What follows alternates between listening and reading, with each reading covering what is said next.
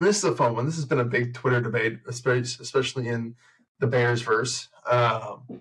It's the pinnacle debate right now. What do you do if you're the Bears? Do you draft Caleb Williams or do you stick with Justin Fields and trade the pick for a haul? Either way you slice it, the Bears are set up in a good position. B, you're the regional Bills fan or Bears fan. I know you already found some great numbers on this on success rates of number one overall quarterbacks, so I'll let you start off with that. Tell us how successful number one overall quarterbacks are, because I think it's going to surprise people more than they realize. Yeah, it actually just shocked me a lot too. So all the credit goes to Dave Kluge. You can find him on X or Twitter at Dave Kluge. That's Kluge. He published a really cool thread on how well first overall picks do. And he came up with 5 arbitrary benchmarks, but given our experience with football and our knowledge of the game, these seem like good metrics to kind of judge a quarterback off of. So the 5 benchmarks or 5 metrics that he included in his data, he looked at number of passing yards. So he said over 4,000 passing yards is deemed good for a season's worth. 30 touchdowns, passing touchdowns in a season, he deemed good, which makes sense. 80 plus career starts, I think that's pretty good. Makes sense. Winning a playoff game and then making the Pro Bowl. So for this research and his data, he said if a quarterback achieved those 5 metrics, the quarterback should be defined as good. I think that makes sense. So the basis of his research, he looked at the past 30 years of NFL draft data, and he found that 20 quarterbacks were selected first overall in the last 30 years. And listen to these, I guess the quote unquote hit rates for each benchmark here. So 70% of the quarterbacks who were selected first overall hit the 4,000 or more passing yards benchmark, which is crazy. 70%. So that's 3/4-ish most, right? So high there. 30 touchdown passes, 45 hit that. So a little bit lower than the passing yards, but close to half. 81% have hit 80 plus starts. So I think kind of dig a little bit deeper there. I think that kind of shows that maybe quarterbacks who are selected first overall get more chances with other teams. Guys, I don't know exactly how many of these first overall picks stayed with their team and got a second contract or whatnot, but I think that could be a topic for a future day. 70% had a playoff win, which is huge, and then 70% had a Pro Bowl. So again, out of these 20, qualified quarterbacks who were selected first overall in the last 30 years, only 4 quarterbacks are deemed busts by these standards, and that's Bryce Young, Jamarcus Russell, David Carr, and Tim Couch. And Bryce Young's going into year 2. So I think it's still early to call him a bust. So pretty much 3 out of 20 quarterbacks selected first overall past 30 years didn't hit any of these benchmarks here, which shocked the hell out of me because I kept hearing, over the past month or so, yeah, but wouldn't you rather take your chances to trade back and get 3 or 4 chances to draft a blue chip player versus taking the quarterback because quarterback's gonna bust out and Caleb's gonna be a bust. I see the signs there and all that stuff, but the data kind of shows that there's only a 15% chance in regards to these benchmarks. Obviously, there's more in football than just these 5 benchmarks, right? But there's a 15% chance, only 15% chance that CW will be a bust by these standards. I'll pause there. E, do you have any thoughts on that? Those 5 stats there. So just for example, and I'm not going to throw a bunch of numbers at you guys here. I think we're good on that. So if it sounds like at least a 70% chance that number one overall quarterback is going to be successful, which is a whopping fucking number. Holy shit. There's nothing else in the draft that's 70% success rate. Hitting just a couple of those 4,000 yards would be an all-time Bears single-season leader in yards. 30 touchdowns. I was trying to pull up some of these numbers real quick. 30 would be the highest too. 30 would be the single season record. 80 games started at quarterback. I'm going to go on and guess here and say it would probably be the career record for a quarterback. Cutler might have a lot, but let's see. You're right. It would be number 4 on the list behind Jay Cutler, Sid Luckman. I'll let you guess what year he fucking played. Like and 40s. Jim Harbaugh. Jim. 1939 was when Sid Luckman played. And then, Jim Harbaugh. Behind that is Jim McMahon, who played. He had 66 games. So if you reach those numbers, you already have one of the greatest quarterbacks in Bears franchise history. Yep. Something Justin Fields has not done in 3 years. Yep. And let's take this to our next portion of this conversation here. Let's look at these. And as much as it may or may not matter, let's look at the public opinion on the situation here, right? You have a couple different options here. You trade Fields and draft Caleb. Let's look at that. Let's examine that fully here. You trade Fields somewhere. You trade him to Atlanta, right? You get a second-round pick back. Best case scenario, Caleb Williams is a success. Justin Fields never develops. It looks like a brilliant decision by the Bears. You get a good round pick for a guy who is never going to hit anyway, and you get your star quarterback. Worst case scenario, you draft Caleb Williams, and all of a sudden, Justin Fields puts it together in Atlanta. The odds of that happening, unfortunately, at this point are slim to none. It's 3 years. We, at this point, know what Justin Fields is. It didn't take 3 years to figure out what Jordan Love was. It didn't take 3 years to figure out what Brock Purdy was. It didn't take 3 years to figure out what C.J. Stroud was. It just doesn't take 3-4 years to figure out what a guy is. At this point, when you get to this point in the development to go, well, we need to see what he is, you get a Geno Smith.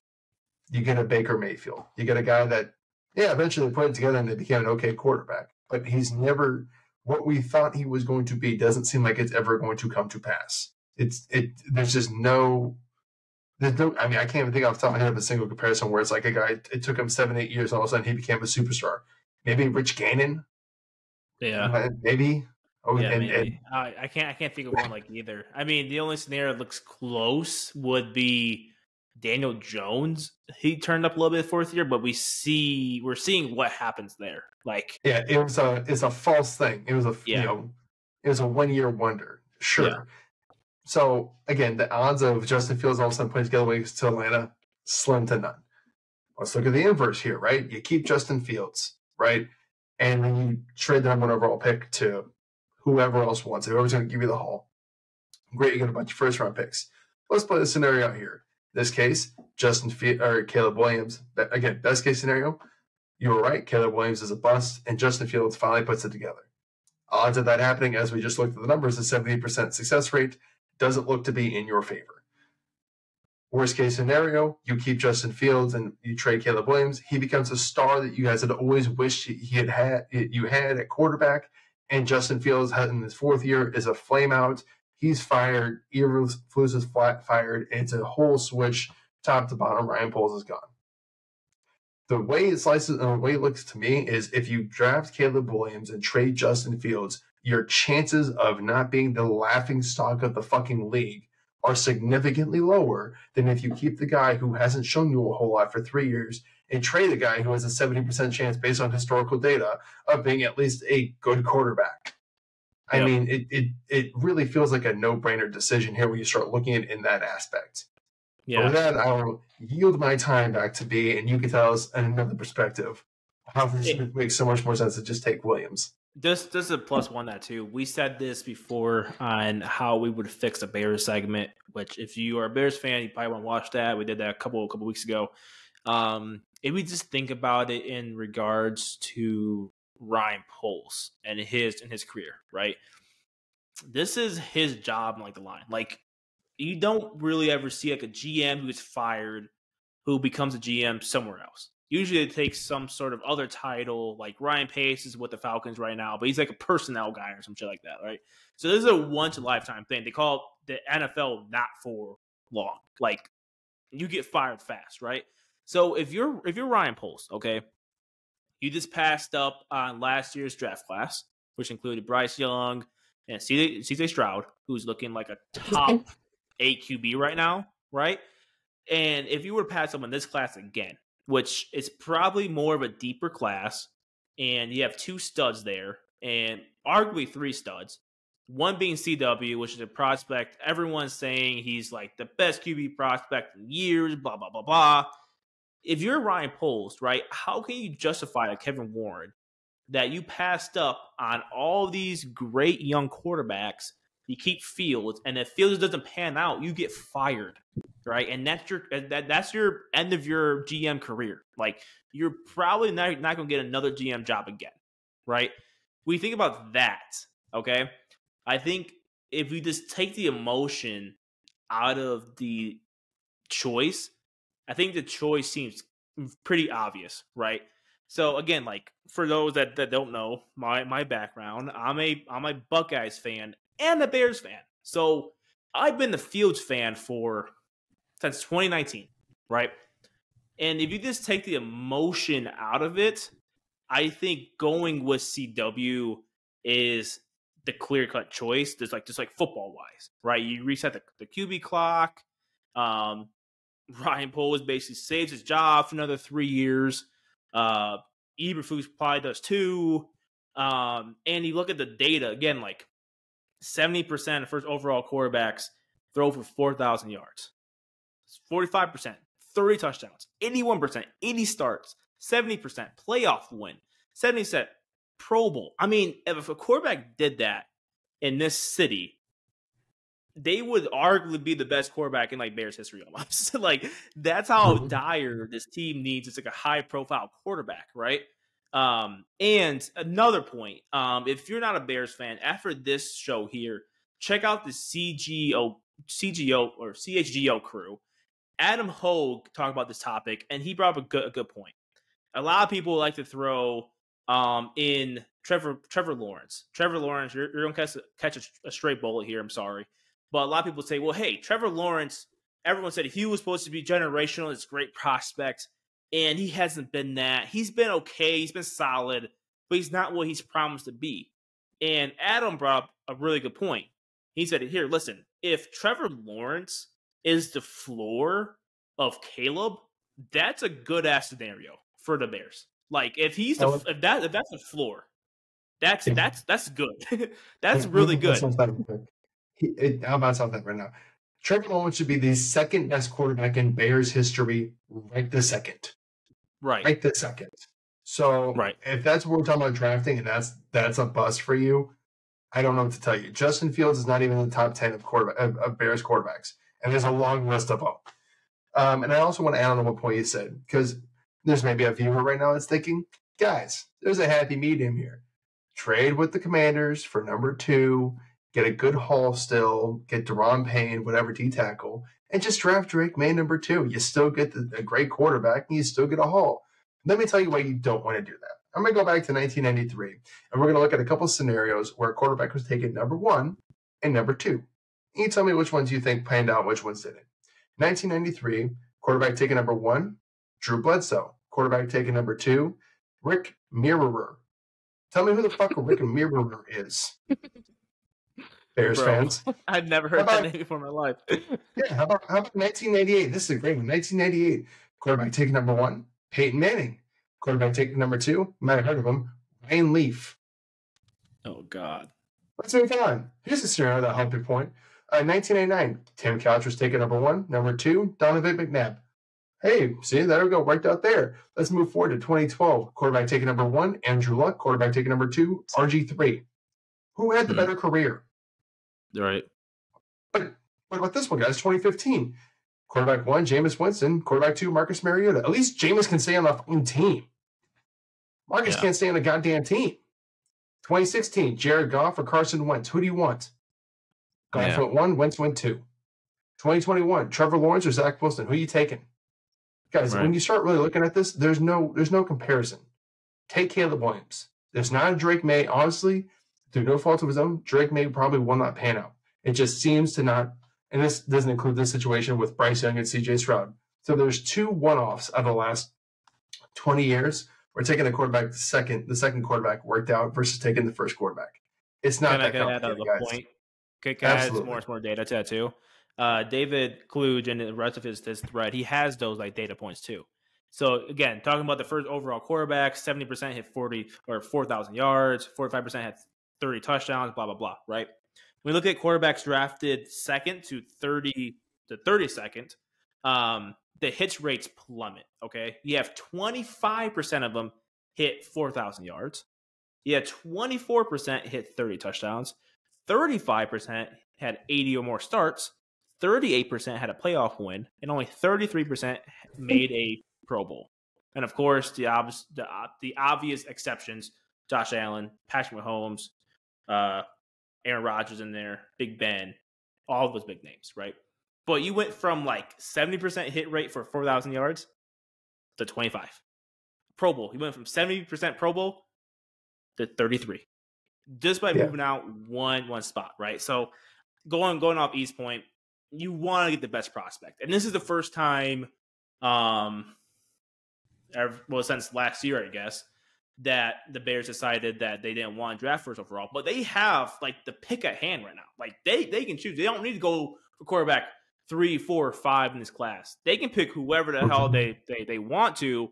But we're saying Caleb's been the clear cut best quarterback of this class for the past 2 seasons. Don't overthink it if they decide to draft quarterback, because Caleb would be the best prospect. It's a very, very easy choice. You gotta take the emotion out of it. I get it. Justin Fields blew everyone away at his draft combine.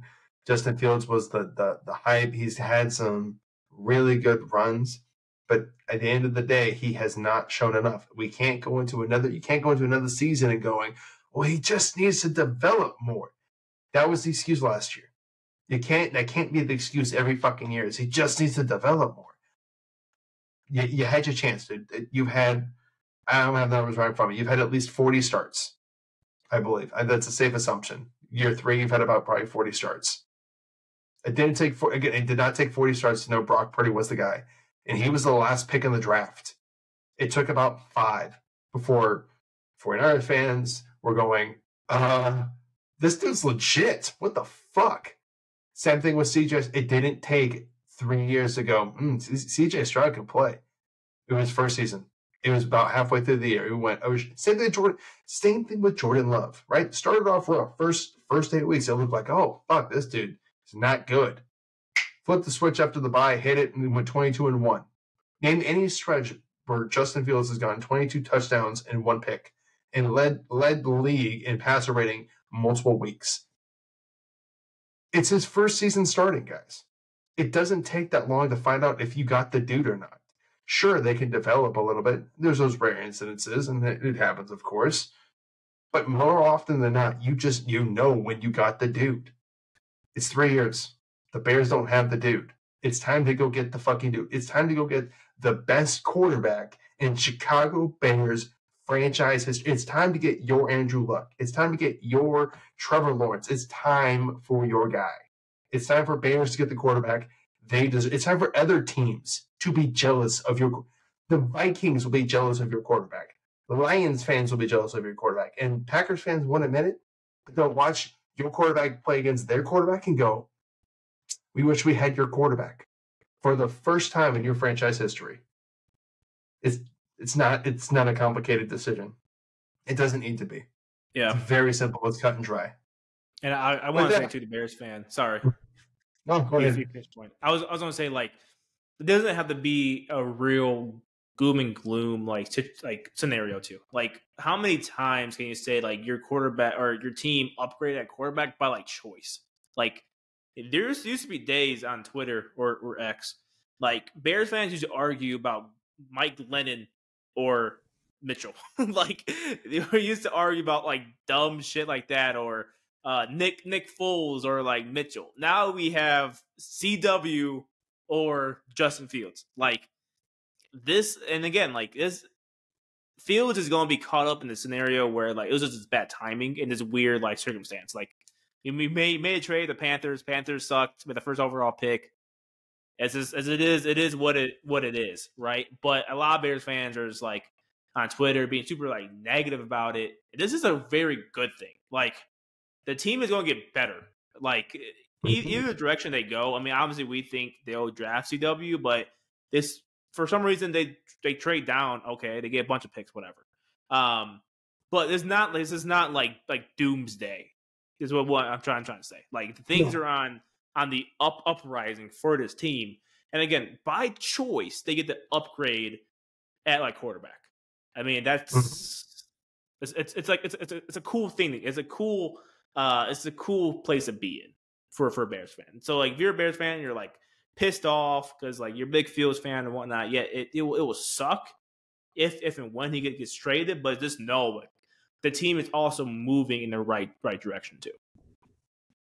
Yeah, I mean, imagine again as a Bears fan, imagine you walk away from this draft, you trade Fields day one, you walk away from this draft with Caleb Williams, Brock Bowers, Chop Robinson. You're going to have your own Sam Laporta. You're going to have a top 5 tight end in the league. You still have DJ Moore. You have your second and third round pick to draft, Brendyn Rice, to draft Jalen McMillan or any of the thousands of other great receivers that are in this draft. Like be number 2 to DJ Moore. You have a real good chance to go in one offseason to have a top 10 offense for the first time in Bears history. It's just, I mean, when I tell you the football gods have blessed the Bears, they have blessed the Bears. It's just about accepting the blessing.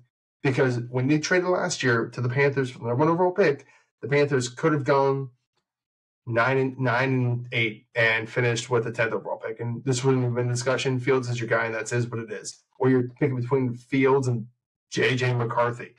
You guys have a chance at the greatest quarterback prospect, possibly of all time, since Andrew Luck. It's a perfect situation. It's the holy situation in terms of football. Yep. Just take it. With that, we're going to call this a show. Thank you so much for sticking with us. Tell us what you think. Should the Bears go with Caleb Williams, or do you still think Justin Fields is the guy? Let us know in the comment section. Hit the subscribe button. Hit the like button. We do this all the time. We make we make fun videos. But thank you so much for hanging out with us, guys. Until next time, it's been Emmett. It's been B. Have a good night.